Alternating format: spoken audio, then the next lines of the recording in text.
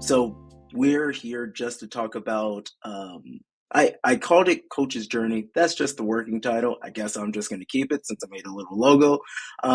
But it's really just a deep dive of what amateur sumo is, some of the rules, some of the things that differ from O sumo, right, the Grand Sumo, and just trying to uh, there's a lot of extra things like rules and those kind of things that I think that we all want to dive into.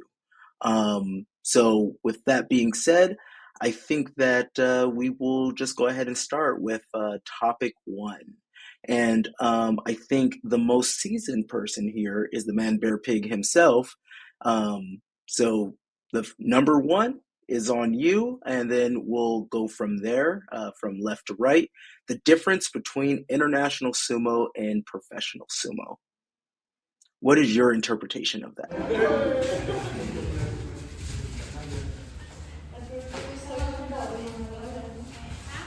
Just a little point of clarification. I think Joel is definitely more seasoned than me. He would have made his debut on the international sumo stage a good 5 or 6 years before me. But but yes, when it comes with regards to the nerd factor of rules and regulations and tournament systems and all that, I sit pretty heavily in. So we start with a bit of an introduction.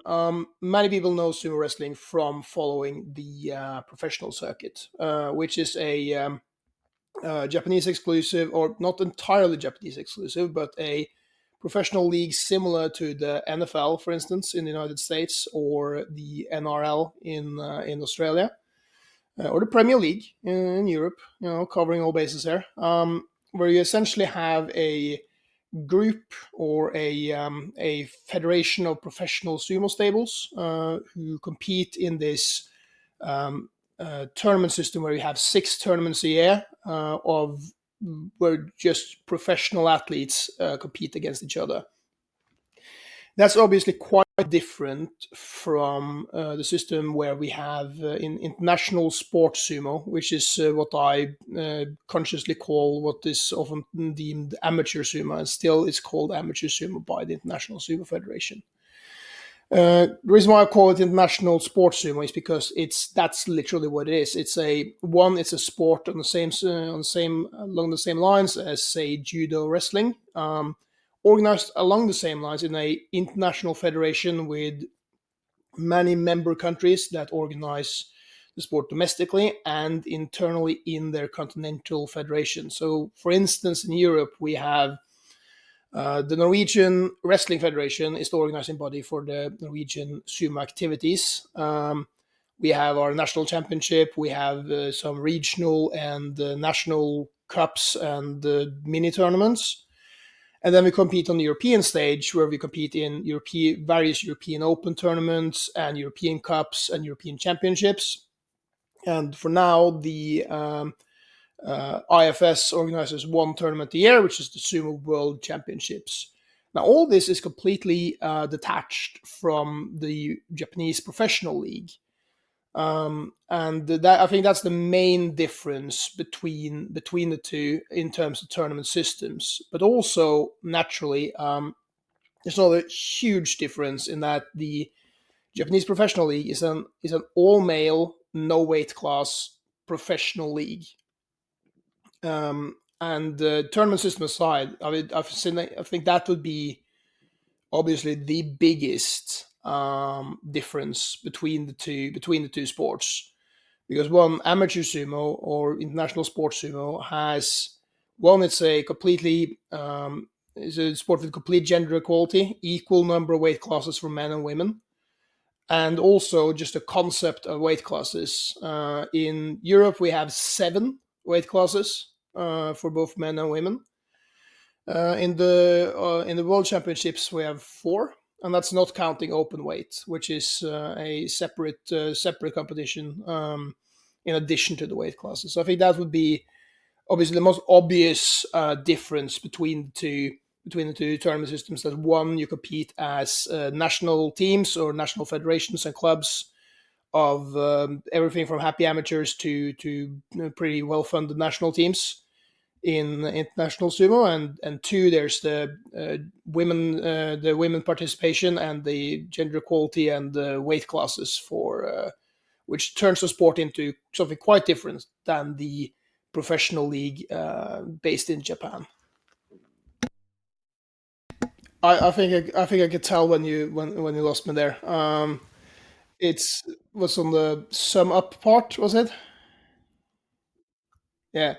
So to sum up, essentially, what I said was, yeah, the two. I think there's two main differences between international sumo and professional sumo, and the first most important difference is that the international sumo is organized with national teams and the on a club and national team level, similar to any international sport. And the second, very much most important reason, the difference would be that international sports sumo is one has complete gender equality with a women's division that's similar to the men's, a mirror image of the men's division. Also with weight classes, with actually quite many weight classes, which is a very like obvious and striking difference between professional sumo and international sumo on an organizing level. All right. And Joel, how do how do you guys run tournaments down there?